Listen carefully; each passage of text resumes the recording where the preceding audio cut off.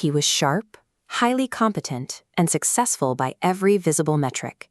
He held a mid-level role with a great salary, and he had a rigid habit of clocking out at exactly 5 o'clock.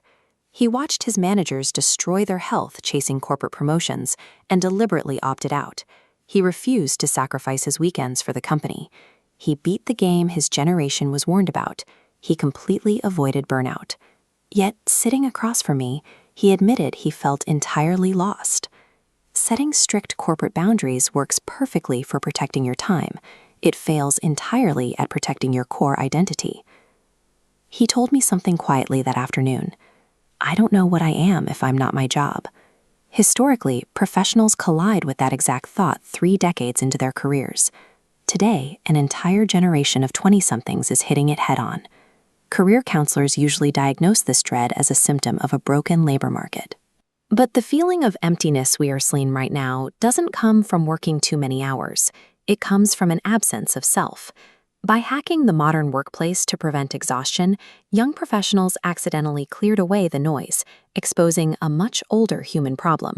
Human resources departments don't have a solution for this. The answer lies in the oldest philosophical inquiry we have. This structural blueprint maps perfectly to Vedanta.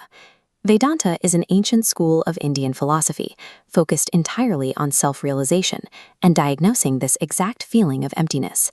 The core mechanism of Vedanta is the inquiry into the self. The objective is to discover exactly what remains of you when every single external label is stripped away.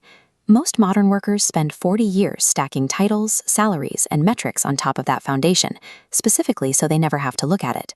Think about your own layers. First, subtract the titled self. Drop the manager label and employee badge. Next, eliminate the achieving self. Erase degrees, promotions, and metrics used to prove your worth. Finally, wipe out the performing self, that hyper-competent persona you wear every morning. Reaching this baseline state is absolutely terrifying. When you suddenly pull the architectural support of a career away, the entire structure of your identity collapses. You can negotiate all the remote days and pay raises you want. True professional freedom is impossible until your core identity can survive completely independent of your economic output. Feeling completely untethered right now is actually not a failure of your career planning. Crashing into this existential wall in your 20s forces an acceleration towards self-actualization. It is a massive long-term advantage.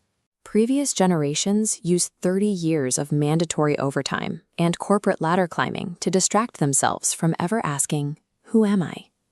Facing that void early saves you from waking up at 50, realizing you spent your best years building a persona you don't even like. Surviving this requires a strict functional shift. You have to demote your career. Work can be a vehicle, but it can never be the driver. It is a modular tool designed to generate resources and transport you. It is a gear in the engine, not the entire machine. Which leaves you with one final architectural question. If your job is just the vehicle, where are you actually trying to go? What would honestly be left of you if your job disappeared tomorrow?